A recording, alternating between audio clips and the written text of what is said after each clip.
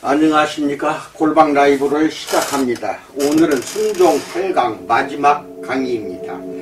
최후의 명령에 대한 순종에 대해서 살펴보고자 합니다. 마태복음 28장 19절에서 그러므로 너희는 가서 모든 민족을 제자로 삼아 아버지와 아들과 성령의 이름으로 세례를 베풀고 라고 말합니다. 마가복음 16장 15절은 또 이르시되 너희는 온 천하에 다니며 만민에게 복음을 전파하라 라고 명령하십니다. 요한복음 17장 17절에서 아버지께서 나를 세상에 보내신 것 같이 나도 그들을 세상에 보내었고 라고 말하며 사도행전 1장 8절에서 오직 성령이 너희에게 임하시면 너희가 권능을 받고 예루살렘과 온 유대와 사마리아와 땅끝까지 이르러 내 증인이 되리라 하시니라 라고 말씀합니다.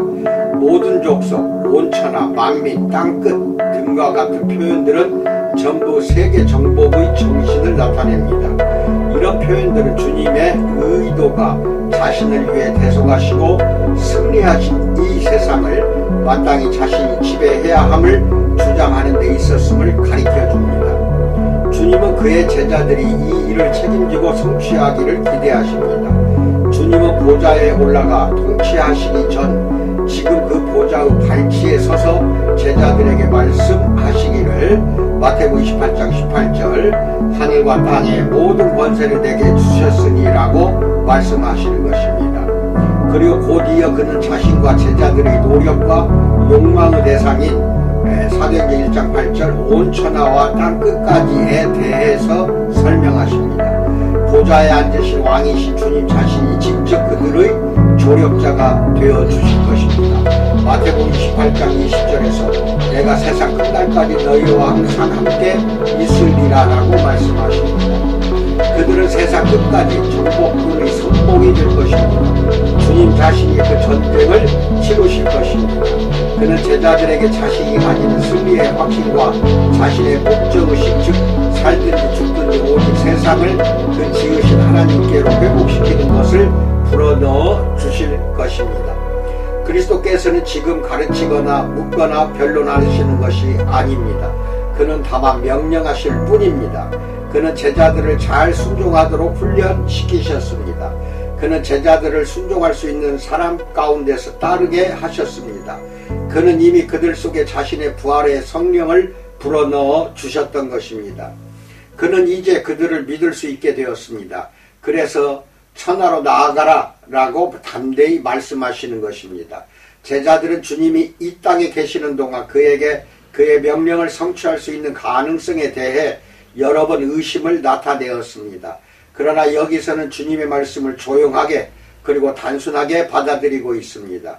그래서 그들은 주님이 승천하시자마자 약속된 장소로 가서 주님께로부터 오는 능력, 즉 모든 족속을 제자로 삼는 신령한 일을 감당하기 위한 능력을 기다린 것입니다. 그들은 주님의 명령을 받아들였고 또 그들을 통해 믿게 된 자들에게도 그 명령을 전해 주었습니다. 그래서 그 이름조차 알 수 없는 천한 사람들이 한 세대 만에 안디옥과 로마와 그 외의 많은 지역에서 복음을 전파하였던 것입니다. 그 명령은 전 세대를 통한 모든 제자들의 마음과 생활 속에 전해졌고 영향을 미쳤습니다. 그 명령은 우리들 한 사람 한 사람에게도 적용됩니다. 그리스도 교회 안에서 아무도 이 말씀을 혼자만 독차지할 특권을 가진 사람은 없습니다. 또 아무도 혼자만 모든 족속에게 복음을 전할 의무를 가진 자도 없습니다. 그리스도께서 나누어 주시는 삶은 바로 그 자신의 삶입니다. 그가 불어넣어 주시는 영은 바로 그 자신의 영입니다. 그의 몸의 모든 지체들이 그와 온전한 교제를 나누는 가운데 그 받은 것을 나누어 주어야겠다고 느끼는 것은 바로 주님의 구원의 속성입니다. 이 명령은 외부로부터의 독단적인 법이 아닙니다. 이 명령은 오로지 우리가 그의 몸이라는 놀라운 진리에 대한 우리의 이성적이고 자발적인 동의에 대한 계시입니다. 즉 우리가 지금 이 땅에서 주님의 자리를 대신 차지하고 있다는 것과 주님 자신의 의지와 사랑이 우리를 통해서 그가 시작하신 일을 이루고 계시다는 것과 잃어버린 세상을 하나님께로 다시 회복시키는 가운데 우리가 주님 대신 아버지의 영광을 구하며 살아가고 있다는 진리에 대한 계시입니다.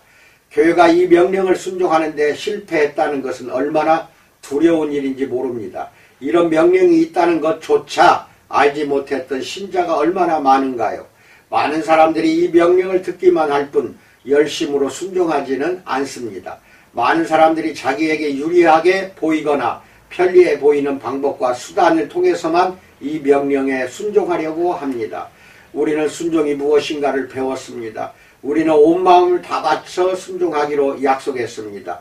이제 우리는 모든 족속에게 복음을 전하라는 주님의 최후의 명령을 깨닫고 성취하는 데 도움이 되는 것이라면 기꺼이 그것에 귀를 기울일 준비가 되어 있습니다. 그러면 다음의 세 가지 사항에 대해서 말해봅시다. 첫째, 그의 명령을 받아들이라. 둘째, 자신을 그의 뜻에 완전히 맡겨라. 셋째, 그의 나라를 위해 살기를 즉시 시작하라. 첫 번째, 그의 명령을 받아들이라에 대해서 알아봅니다. 최후의 명령의 힘을 약화시키는 요소들이 몇 가지 있습니다. 모든 사람들에게 일반적으로 주신 명령은 개인적으로 주시는 명령이나 특정한 명령보다는 본질상 그 구속력이 적다는 생각, 다른 사람들이 그들의 역할을 다 하지 않아도 우리에게는 별로 책임이 없다는 생각, 극심한 어려움이 있는 곳에서는 순종이 절대적인 명령이 될 수 없다는 생각, 그리고 우리가 기꺼이 최선을 다하려고만 하면 그것으로 우리가 해야 할 일은 다 한 셈이라는 생각 등입니다. 형제들이여, 이것은 순종이 아닙니다. 이런 마음은 제자들이 처음 그 명령을 받아들일 때의 마음이 아닙니다. 이것은 사랑하는 주님과 함께 살고자 하는 마음이 아닙니다. 나는 그리스도의 몸의 한 지체입니다. 주님은 모든 지체가 그의 뜻대로 되어지기를 기대하시며 성령에 의해 기운을 얻기를 기대하십니다. 그리고 그 지체들이 주님의 행하시는 것을 위해 살기를 기대하십니다. 이런 진리는 내 몸에 있어서도 마찬가지입니다. 나는 나의 지체들이 각기 그 역할을 다 할 줄로 믿는 가운데서 이 지체들을 지니고 다닙니다. 주님은 내게서 아무것도 더 이상 요청하거나 기대할 것이 없을 정도로 나를 완전히 그의 몸에 속하게 하셨습니다. 그리고 나도 그의 뜻을 알고 행하는 것 외에는 아무것도 부족한 것이 없을 정도로 나 자신을 완전히 그에게 복종시킨 것입니다. 포도나무와 가지의 신뢰를 들어봅시다. 가지가 존재하는 유일한 목적은 포도나무와 마찬가지로 열매를 맺는 것입니다. 내가 참으로 가지라면 주께서 세상에 계실 때 행하셨던 것 같이 나도 오로지 사람들을 구원하기 위해 살며 수고하며 열매를 맺어야 합니다. 또 다른 신뢰를 하나 더 들어봅시다.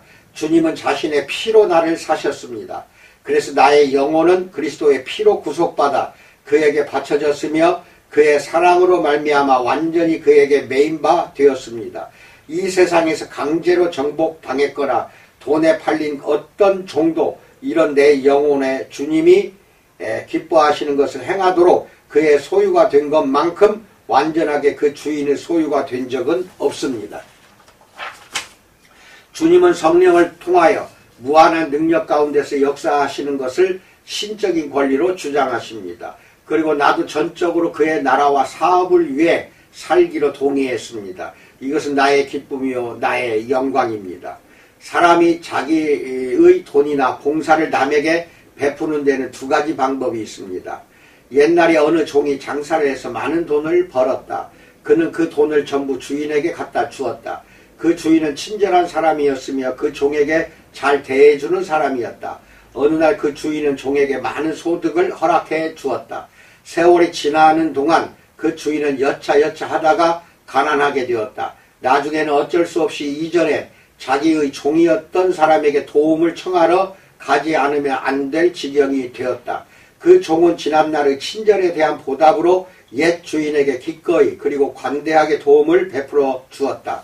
여러분은 그가 종이었을 때 주인에게 봉사하며 남긴 소득을 전부 다 갖다 주었던 것과 자유인이 된 후 옛 주인을 도와주는 것 사이에는 현저한 차이가 있음을 알 수 있을 것입니다.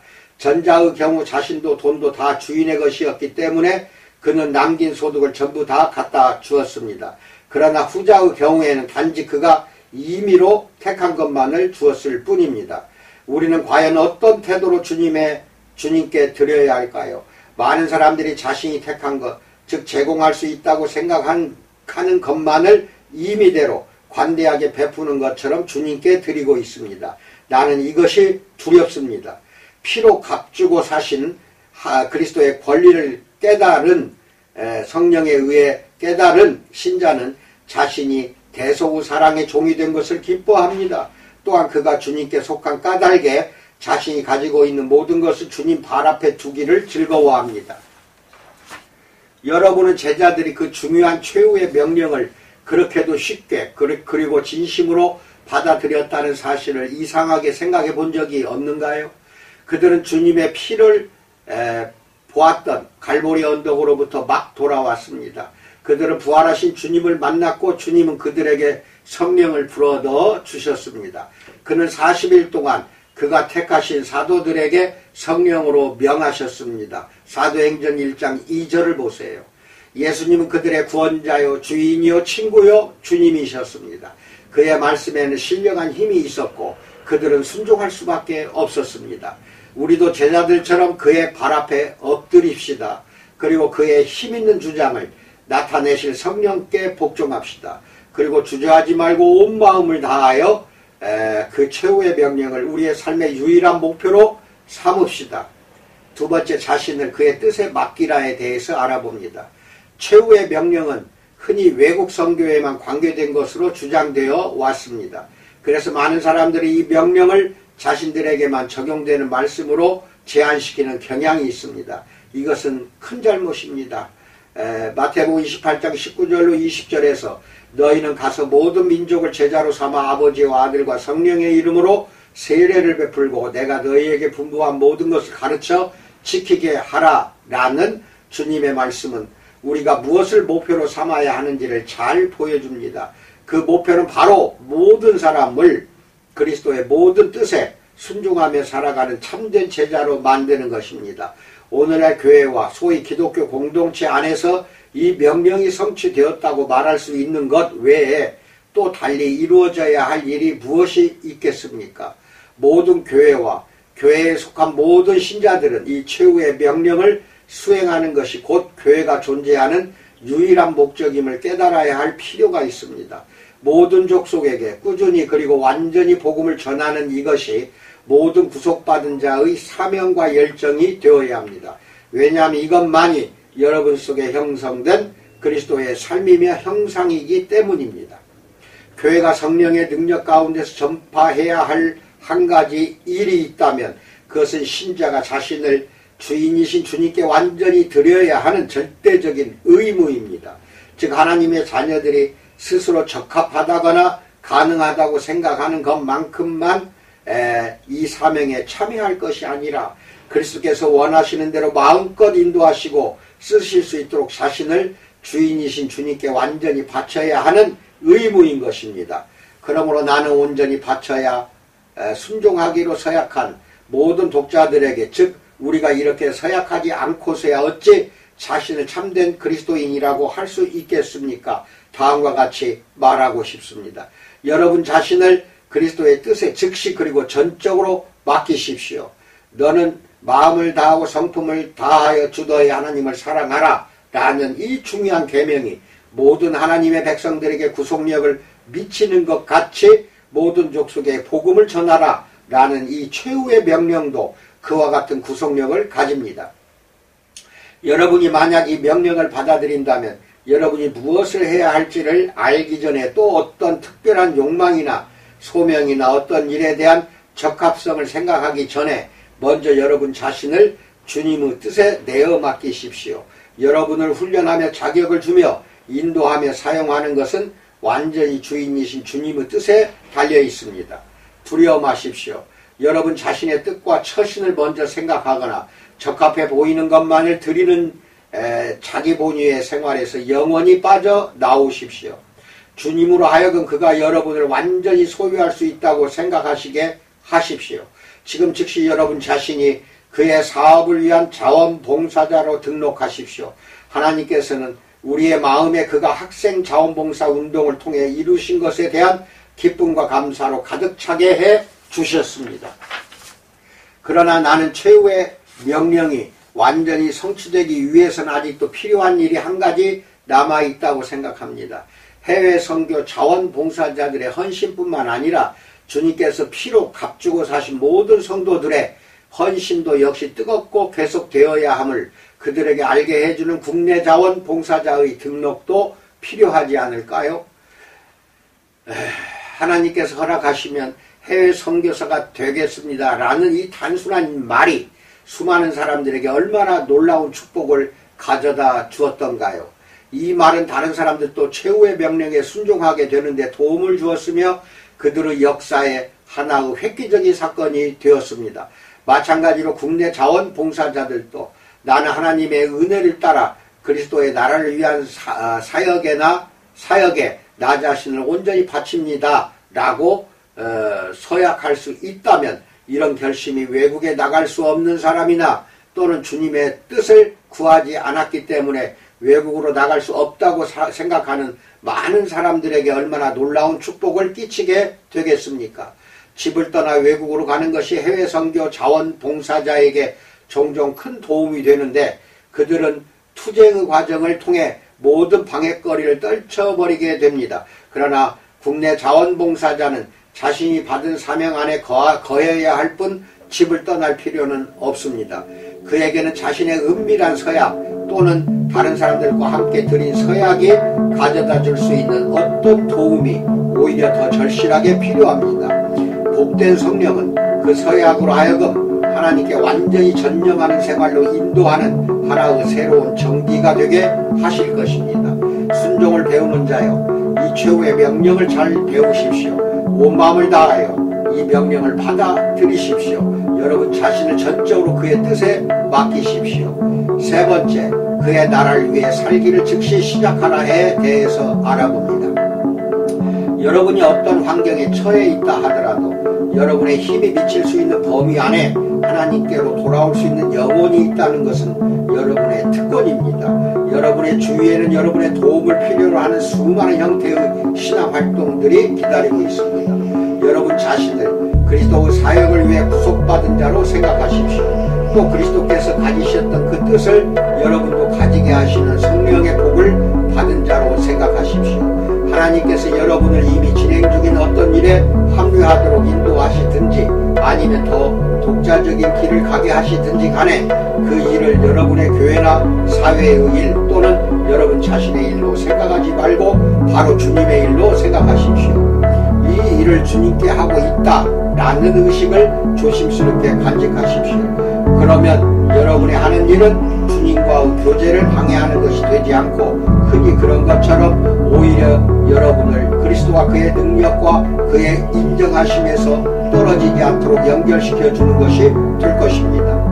우리는 우리의 일 가운데 있는 인간적인 관심에만 너무 몰두한 나머지 그 일의 영적 특성과 그 일에 필요한 초자연적인 능력과 우리 속에서 또 우리를 통해서 역사하시는 하나님의 직접적인 역사하심에 대해서는 소홀하기가 쉽습니다. 여러분의 시선을 여러분의 주인에게, 여러분의 왕에게 계속 집중시키십시오. 주님은 제자들에게 최후의 명령을 주시기 전에 그리고 넓은 세상밭을 가리키기 전에 먼저 그들의 눈을 보좌에 앉으신 주님 자신에게로 돌리셨습니다. 마태복음 18장 18절에서 예수께서 나와 말씀하여 이르시되 하늘과 땅의 모든 권세를 내게 주셨으니라고 말씀합니다. 이것은 우리에게 그의 능력의 충분성을 보장해 줄 필요가 있었음을 생각나게 하는 보좌에 앉으신 그리스도의 환상이요 믿음입니다. 하나님의 하나의 명령에 순종하지 말고 살아계신 전능한 영광의 주님께 순종하십시오. 주님 안에 있는 믿음은 여러분에게 하늘의 능력을 가져다 줄 것입니다. 이 말씀은 최후의 명령 전에 하신 말씀입니다. 그 명령 바로 다음에는 볼지어다 내가 세상 끝날까지 너희와 항상 함께 있으리라 라는 말씀이 나옵니다. 우리에게 필요한 것은 보좌에 앉으신 그리스도만이 아니라 이 땅에서 내주하심을 통해 우리와 함께 거하시고 또한 우리를 위하여 그리고 우리를 통하여 직접 역사하시는 능력과 땅에서의 그리스도의 임재하심, 바로 이 두 가지 약속의 기둥 사이에 교회가 세상을 정복하러 나아가는 문이 있습니다. 우리 모두 대장 되신 주님을 따릅시다. 그리고 세상을 정복하는 일에 있어 우리의 할 일이 무엇인지를 그로부터 지시받읍시다. 또한 전적으로 주님의 뜻과 그의 일만을 위해 살기로 작정한 순종의 서약 가운데서 결코 망설이거나 머뭇거리지 맙시다. 이런 시작은 우리로 주님의 인도하심을 온전히 알고 따르도록 준비시키는 훈련 과정이 될 것입니다. 만약 주님께서 죽어가는 수많은 이교도들을 구원하시기 위해 우리를 부르신다면 우리는 기꺼이 갈 준비가 되어 있어야 할 것입니다. 그러나 그의 섭리가 우리의 해외 선교를 허락하지 않으신다면 국내에서 바치는 우리의 헌신도 외국으로 나간 것 못지않게 완전하고 뜨거운 헌신이 될 것입니다. 해외 선교든지 국내에서의 헌신이든지 죽기까지 순종하는 순종의 종들로 가득 채워지기만 한다면 그의 영광스러운 계획, 즉 모든 족속에 복음이 전파되는 것은 성취될 것입니다. 주 예수여, 영광을 받으소서. 내가 여기 있나이다. 당신의 은혜를 따라 최후의 명령을 성취하는 데 나의 모든 생명을 바치나이다. 나의 마음이 당신의 마음과 같이 되게 하소서. 나의 연약함이 당신의 강하심과 같이 되게 하옵소서. 주의 이름으로 온전하고 영원한 순종의 서약을 하겠나이다. 아멘. 이상입니다. 순종하지 않는 그리스도인은 참된 그리스도인이 아니라는 것을 깨달았을 줄로 믿습니다. 이제 우리에게는 순종의 의무가 있습니다. 반드시 일생 마치는 그 순간까지 순종하는 삶을 살기를 주님의 이름으로 축원드립니다. 감사합니다.